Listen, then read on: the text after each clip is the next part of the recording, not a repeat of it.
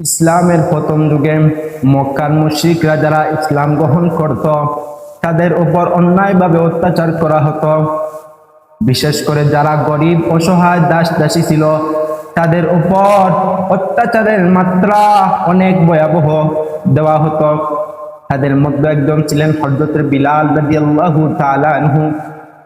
হযরত বিলাল রাদিয়াল্লাহু তাআলা আনহু ছিলেন আবশ্যনীয় হাবশী দাস। হযরত বিলাল রাদিয়াল্লাহু তাআলা আনহু এর মালিক ছিল উমাইয়া ইবনে খালাব। হযরত বিলাল রাদিয়াল্লাহু তাআলা আনহু যখন ইসলাম গ্রহণ করেন, উমাইয়ার খুব ক্ষিপ্ত হয়ে উঠল। এবং হযরত বিলাল রাদিয়াল্লাহু তাআলা আনহুকে এত অত্যাচার করত। হযরত বিলাল রাদিয়াল্লাহু তাআলা আনহুকে প্রতিদিন দুপুরে মরুভূমির গরম বালির মধ্যে শুয়ে রাখা হতো। হযরত বিলাল রাদিয়াল্লাহু তাআলা আনহুকে শুয়ে রাখার পর হযরত বিলাল রাদিয়াল্লাহু তাআলা আনহুর বুকের উপর একটি বিশাল পাথর চাপিয়ে দেওয়া হতো এবং উমাইয়া বলতো, তুমি মুহাম্মদকে অস্বীকার করো এবং আমার দেবতাদেরকে তুমি উপাসনা করো, তাহলে তোমাকে আমরা মুক্ত করে দিব। কিন্তু হযরত বিলাল রাদিয়াল্লাহু তাআলা আনহুর দৃঢ় ঈমানী শক্তি এতটাই মজবুত ছিল, হযরত বিলাল রাদিয়াল্লাহু তাআলা আনহু তাদের কাউয়ের কথা শুনতেন না। তিনি একটা কথাই সব সময় বলতেন, আহাদ আহাদ। তিনি একটা কথাই সব সময় বলতেন, আহাদ আহাদ আহাদ, আল্লাহ এক, আল্লাহ এক।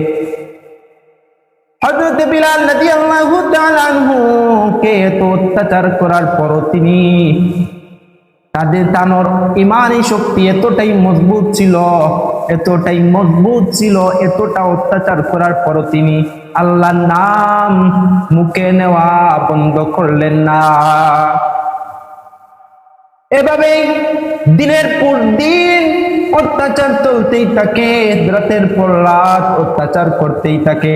কিন্তু হযরত বিলাল রাদিয়াল্লাহু তাআলা আনহু আল্লাহর নাম সবসময় মুখে নিতেন, আহাদ আহাদ, আল্লাহ এক, আল্লাহ এক, আল্লাহ ছাড়া কোনো মাবুদ নাই। একদিন হযরত আবু বকর সিদ্দিক রাদিয়াল্লাহু তাআলা আনহু রাস্তা দিয়ে যাচ্ছিলেন। আবু বকর সিদ্দিক রাদিয়াল্লাহু তাআলা আনহু রাস্তা দিয়ে যাচ্ছিলেন।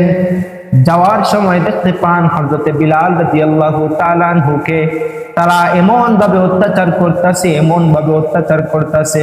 হযরত বিলাল রাদিয়াল্লাহু তাআলা আনহু তিনি অত্যন্ত কষ্ট পেলেন। তিনি সাথে সাথে উমাইয়ার কাছে গেলেন।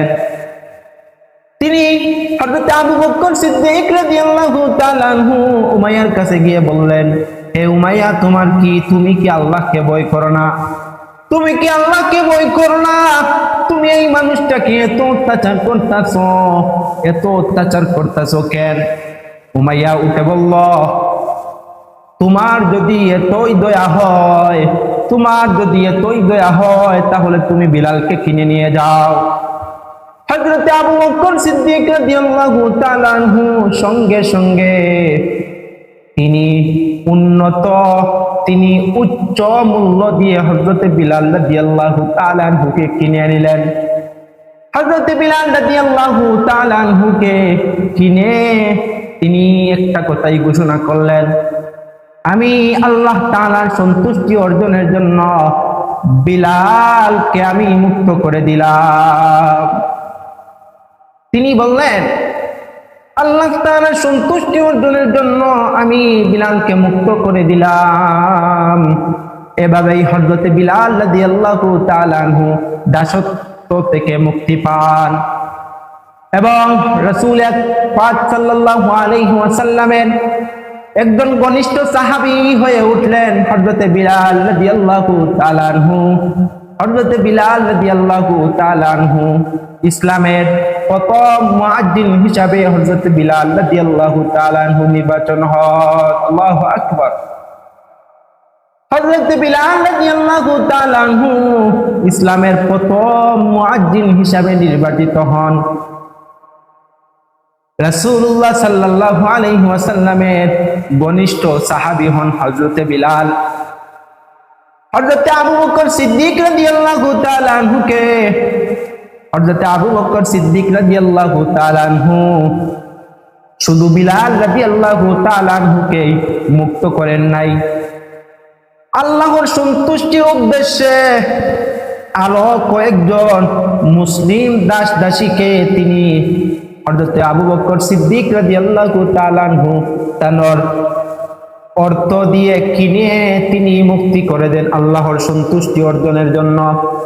এই ঘটনা থেকে আমরা বুঝতে পারলাম যে আল্লাহর সন্তুষ্টি হচ্ছে আসল। যদি আমাদের টাকা পয়সা থাকে, বাড়ি গাড়ি থাকে, এসব দিয়ে আমরা কি করব? যদি আমরা কবরে যাই, আমার টাকাও যাবে না, আমার বাড়িও যাবে না, ঘর বাড়ি যাবে না, কিছুই যাবে না। আমাদের সঙ্গে যাবে আমাদের ঈমান, আমাদের আমল যাবে। যদি আল্লাহ তাআলা যদি আমাদেরকে টাকা পয়সা দেন, তাহলে সেই টাকা পয়সাগুলো অসৎ কাজে ব্যয় না করে তুমি সৎ কাজে ব্যয় করো। তোমার একমাত্র নিয়ত থাকতে হবে আল্লাহর সন্তুষ্টির জন্য। তাহলে দেখবেন আপনি দুনিয়াতেও লাভবান হতে পারবেন, আখিরাতেও লাভবান হতে পারবেন। আল্লাহ তাআলা আপনাকে আমাকে সবাইকে অনেককে আল্লাহ তাআলা টাকা পয়সা দিয়েছেন, কিন্তু কেউ সৎ কাজে ব্যয় করে না, সবাই অসৎ কাজে ব্যয় করে। দেখবেন গান বাজনা হলে অনেক লোক আছে তারা গান বাজনায় টাকা দেয়, কিন্তু যদি মসজিদের একটা নির্মাণের কাজের জন্য যদি তাদের কাছে হাত পাতান, তাহলে তারা অনেক অজুহাত দেখাবে। তারা বলবে আমার কাছে টাকা নাই, আমার ওইটা হয়েছে, আমার ওইটা হয়েছে। এটাই দুনিয়ার নিয়ম। ওরে ভাই, তুমি টাকা পয়সার মালিক হয়েছ, তোমাকে একদিন সেই টাকা পয়সার হিসাব আল্লাহর দরবারে দিতে হবে। তুমি সৎ কাজে ব্যয় করো, অসৎ কাজে ব্যয় করিও না। আল্লাহর সন্তুষ্টি অর্জনের জন্য তুমি সৎ কাজে ব্যয় করো। আবু বকর সিদ্দিক রাদিয়াল্লাহু তাআলা আনহু এর মতো তুমি অসৎ কাজে ব্যয় করিও না, তুমি সৎ কাজে ব্যয় করো। আল্লাহর সন্তুষ্টি অর্জনের জন্য হযরত বিলাল রাদিয়াল্লাহু তাআলা আনহুকে উমাইয়ার কাছ থেকে কিনে এনে তিনি আল্লাহর সন্তুষ্টি অর্জনের জন্য তিনি বিলালকে মুক্ত করে দিলেন। শুধু বিলাল রাদিয়াল্লাহু তাআলা আনহুকেই মুক্ত করেন নাই, হযরত বিলাল রাদিয়াল্লাহু তাআলা আনহুকেই শুধু কিনেন নাই, হযরত আবু বকর সিদ্দিক রাদিয়াল্লাহু তাআলা আনহু আরো অনেক মুসলিম দাস দাসীকে, অসহায় দাস দাসীকে তিনি তার অর্থ দিয়ে মুক্তি করে দিলেন শুধু আল্লাহর সন্তুষ্টি অর্জনের জন্য।